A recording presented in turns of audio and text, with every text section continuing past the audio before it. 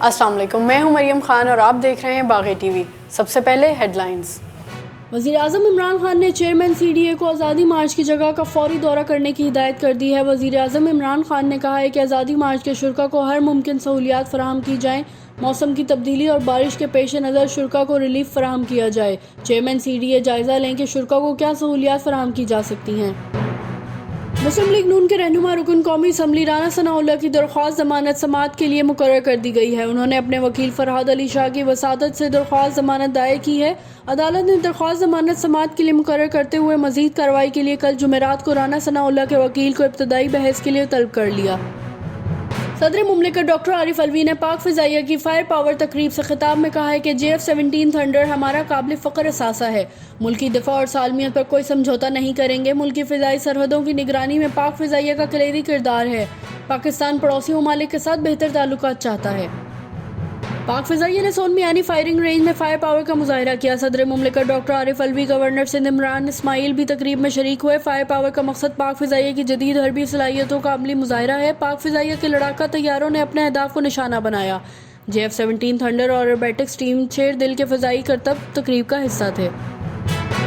احتساب عدالت کراچی میں سرکاری اراضی کی غیر قانونی الاٹمنٹ ریفرنس کی سماعت ہوئی۔ چیئرمین پاک سرزمین پارٹی مصطفیٰ کمال اور دیگر ملزمان عدالت پیش ہوئے۔ اس موقع پر مصطفیٰ کمال نے گفتگو کرتے ہوئے کہا کہ اگر اپوزیشن حکومت کو گرانا چاہے تو 1 منٹ کا کام ہے۔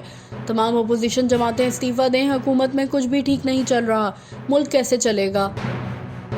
مولانا فضل الرحمان کے اسلام آباد میں آزادی مارچ کے مزید 2 شرکاء جاں بحق۔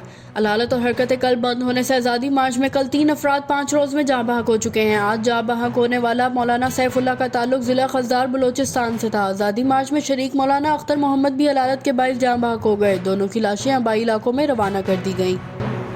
وفاقی وزیر سائنس اور ٹیکنالوجی فواد چودھری نے کہا ہے کہ اندرونی سیاسی سازشیں کشمیریوں کی حالت زار سے ہماری توجہ ہٹائے ہوئے ہیں۔ اندرونی سیاسی سازشوں کے شدید نقصان کے لیے تیار رہیں۔ مودی کا اگلا نشانہ سندھ طاس معاہدہ ہوگا۔ سابق وزیر اعظم نواز شریف کا سروسز ہسپتال لاہور میں علاج کا 16واں روز۔ نواز شریف کو آج مزید علاج کے لیے شریف میڈیکل سٹی منتقل کیا جائے گا۔ مریم نواز کی رہائی کے لیے روکار جاری نہ ہونے پر نواز شریف نے رات سروسز ہسپتال میں گزار دی۔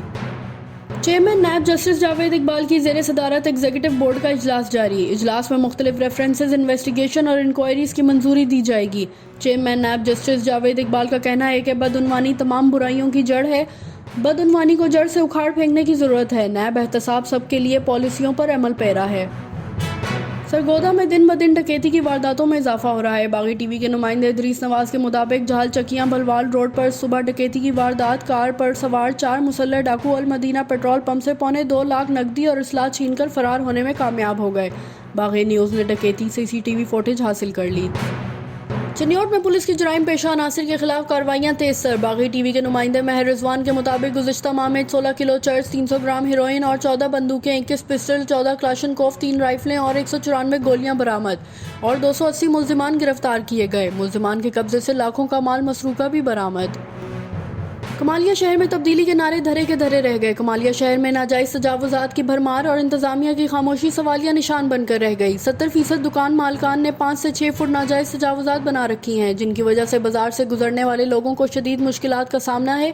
مزید جانتے ہیں باغی ٹی وی کے نمائندے وقاص سلیم سے۔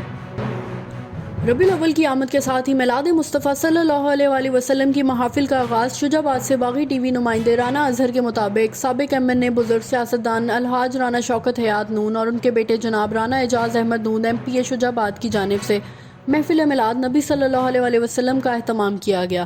اس محفل میں سابق وفاقی وزیر مذہبی امور حامد سعید کاظمی سمیت سیاسی و سماجی شخصیات، مختلف شعبۂ زندگی سے تعلق رکھنے والے افراد اور عوام نے بھرپور انداز میں شرکت کی۔ چنیوٹ کورٹ میں زمین کے تنازع پر 2 گروپوں میں تصادم۔ باغی ٹی وی کے نمائندے شاہ زیب کے مطابق دونوں گروپوں کی جانب سے ایک دوسرے پر تشدد سے ایک نوجوان دم توڑ گیا۔ مقتول عمر کی لاش DHQ منتقل کر دی گئی۔ پولیس ذرائع کا کہنا ہے کہ لاش پوسٹ مارٹم کے بعد ورثہ کے حوالے کی جائے گی۔ واقعے میں ملوث ملزمان کے خلاف کارروائی کی جائے گی۔ یہ تھی ہیڈ لائنز۔ مزید جاننے کے لیے وزٹ کریں ہماری ویب سائٹ www.baghi.tv.com۔